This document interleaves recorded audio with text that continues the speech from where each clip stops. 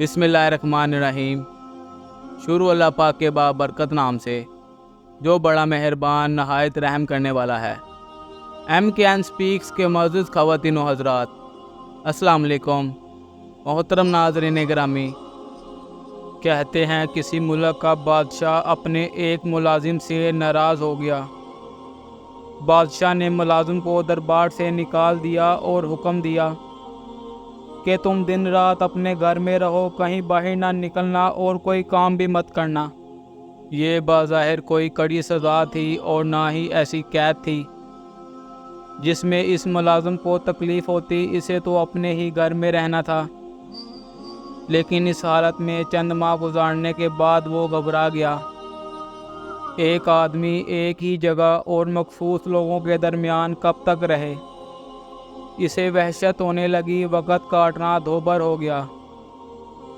وہ سارا دن پڑا رہتا اور کوئی کام بھی نہیں کر سکتا تھا۔ بادشاہ کا وہ ملازم بہت پریشان تھا کیونکہ اس کے بچوں کے پیٹ بھرنے کا سوال تھا۔ جب وہ گھر سے باہر قدم نہیں نکالے گا تو بیوی بچوں کو کھلائے گا کہاں سے؟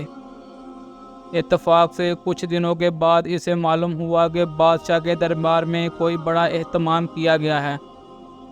وزیر، امراء اور نوابوں کو دربار میں دعوت دی گئی ہے۔ ملازم جس کا نام سردار تھا، اس کو ایک ترکیب سوجی۔ اس کی آنکھیں چمک اٹھی۔ اس نے اپنی بیوی کو پڑوس میں ایک قیمتی جوڑا لانے کے لیے بھیجا۔ وہ پڑوس سے قیمتی جوڑا لے آئی۔ سردار نے مانگے کا قیمتی جوڑا جلدی سے زیب تن کیا اور گھر سے نکل پڑا اور شان سے چلتا ہوا شاہی دربار میں جا پہنچا۔ درباری سمجھے کہ کوئی معزز مہمان ہے، وہ پہچان نہ پائے، اور سردار بڑے ادب سے دربار میں دوسرے بڑے لوگوں کے ساتھ کرسی پر بیٹھ گیا۔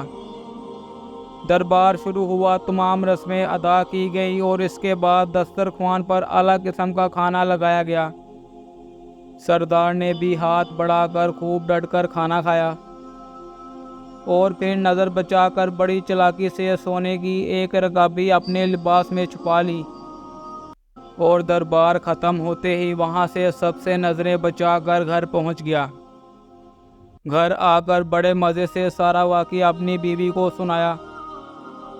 اس نے اپنی بیوی کو وہ سونے کی رکابی دی اور وہ اس کا ایک ٹکڑا کاٹ کر بازار جاتی اور جوہری کو فروخت کر کے کچھ رقم لے آتی۔ یوں سردار کی زندگی آرام سے گزرنے لگی اور پریشانی دور ہو گئی۔ ادھر دربار کے ملازموں نے دیکھا کہ سونے کی ایک رکابی کم نکلی ہے تو بیچارے بہت گھبرائے اور رکابی ڈھونڈنے لگے۔ بادشاہ کے کان میں یہ بات پہنچی۔ اس نے ان کی حالت دیکھ کر کہا کہ تم سب کیوں پریشان ہو؟ مجھے معلوم ہے کہ سونے کی رکابی غائب ہو گئی ہے اور اب وہ تمہیں نہیں ملے گی۔ مجھے یہ بھی معلوم ہے کہ وہ رکابی کس نے چرائی ہے۔ خیر، ایک سال بیت گیا۔ اگلے سال پھر جشن ہوا اور دربار مہمانوں سے بھر گیا۔ جشن کے اختتام پر مہمانوں کو کھانا دیا گیا۔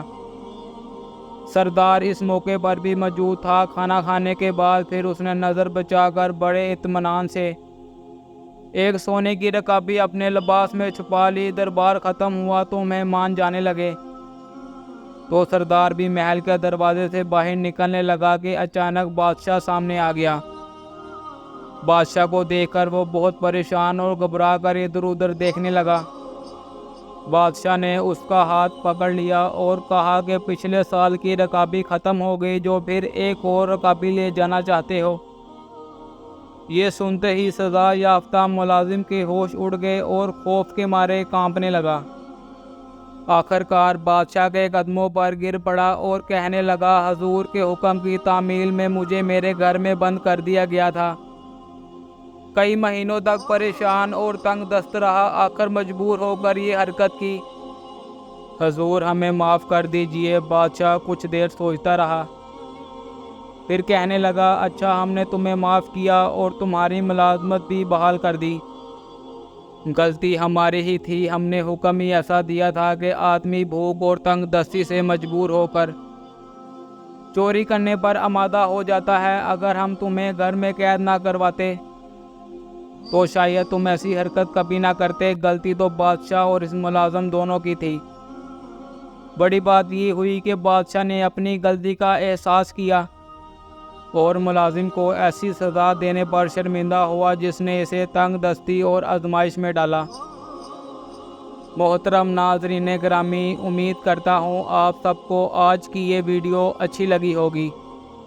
مزید اچھی ویڈیوز دیکھنے کے لیے میرے چینل کو لائک، سبسکرائب اور بیل آئیکن کو پریس کرنا مت بھولیے گا۔ اس کے ساتھ ہی اجازت چاہوں گا۔ اللہ حافظ۔